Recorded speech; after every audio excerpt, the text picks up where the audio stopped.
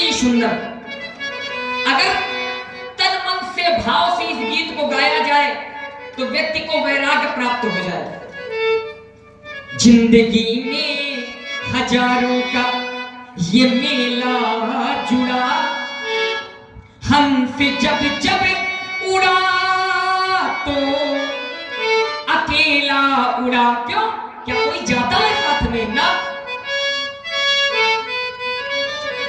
ना ही राजा रहा, ना ही रानी रही, सिर्फ कहने को केवल क्या रहा? कहानी रही। केवल कहानी। कोठी बंगले खड़े के खड़े रह गए, हर नगीने जड़े के जड़े रह गए। अंत में लखपति का न ढेला जुड़ा, हंस जब जब उड़ा तो अकेला उड़ा। क्यों? क्योंकि आया है सो जाएगा, आया आया आया है सो जाएगा। ये राजा रंग फकीर, कोई सिंहासन चढ़ चला, कोई बांधा गया जंजीर। तभी धर्म मंच से हमारा केवल एक ही उपदेश है, अगर कर्म करने हैं तो सत्कर्म करने हैं। अगर सत्कर्म करोगे तो उस सत्कर्म का फल अच्छा मिलेगा, अगर दुष्कर्म करोगे तो उसका फल अच्छा मिलने वाला। जे न भजई हरि नरतन पाई, और जिनई न हरिहर सुयस सुहाई। देखिए, जो तुमने पंक्तियां पढ़ी है इसी का नाम है जग। जा माने जन्म लेना और गा माने गमन करना, इसी का नाम जग है।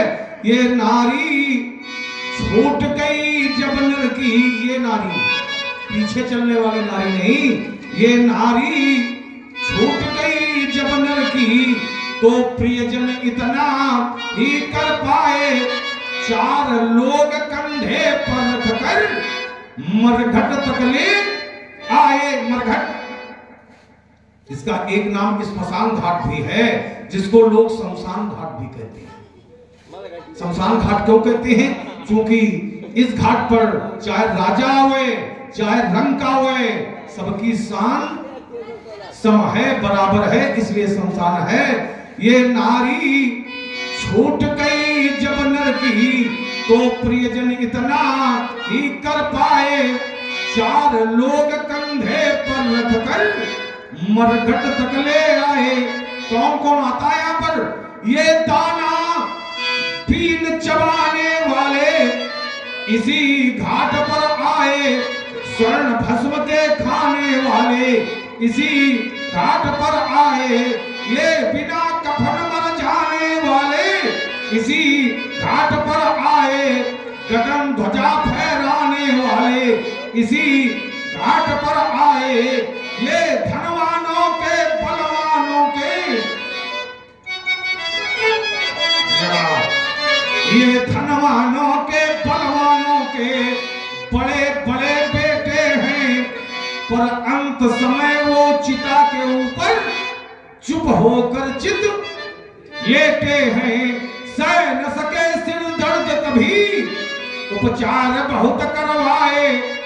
इतने इतने बड़े लोग हैं कि अगर सिर दर्द हुआ है तो औषधि नहीं पहुंची है, औषधालय पहुंच गया है। सह न सके सिर दर्द कभी, उपचार बहुत करवाए। लेकिन जब समय आ गया चलने का तो धनिवंतर काम न आए। सावधानियों का चाहे जितना जोड़ा जाए मेला, पर उस मेले को तोड़ ताड़ कर उड़ता हंस अकेला। माँ की गोदी से मरघट तक ये कितनी लंबी यात्रा है? इतनी लंबी यात्रा तो नहीं है जितना लोगों ने समय लगाया है। यात्रा कितनी लंबी है और लोगों ने समय कितना लगाया है। माँ की गोदी से मरघट तक कितनी है ये दूरी, और जिसको तय करने में सबने उम्र लगा दी पूरी। किसी कवि ने इस शरीर को कंचन काया नाम दिया है, उस कवि ने इस शरीर पर कसकर व्यंग किया है। उसने कहा कि ये शरीर सोने का है, ये व्यंग किया उसने। अगर ये शरीर सोने का होता तो जो सोने की राखी होती है, जिसे स्वर्ण भस्म कहते हैं, बड़ी मूल्यवान होती है। अगर ये शरीर सोने का है तो इसकी भी राखी का मूल्य होना चाहिए, लेकिन मनुष्य के शरीर की राखी का कोई मूल्य नहीं है। यही उस कवि ने इस शरीर पर व्यंग किया है। किसी कवि ने इस शरीर को कंचन काया नाम दिया है, उस कवि ने इस शरीर पर कसकर व्यंग किया है। व्यंग क्या है? सोने की राखी देखो तो ऊंचे दामों में बिकती है, पर हाय रे मानो तेरी राखी उड़ी उड़ी फिरती है। यही उस कवि ने इस शरीर पर व्यंग किया है। इन पर व्यंग किया गया